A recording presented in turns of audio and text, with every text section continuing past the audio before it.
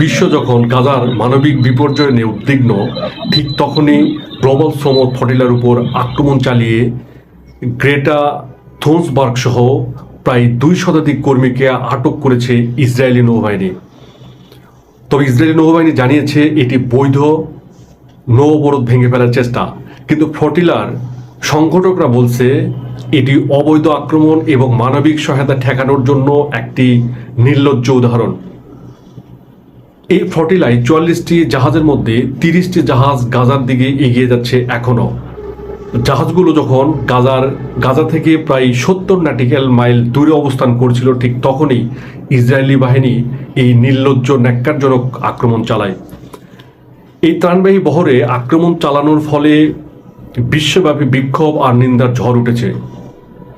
Global ফ্লোটিলার সংগঠকরা বলেছে যে তারা যেভাবেই হোক গাজায় মানবিক সহায়তা পৌঁছাবেই।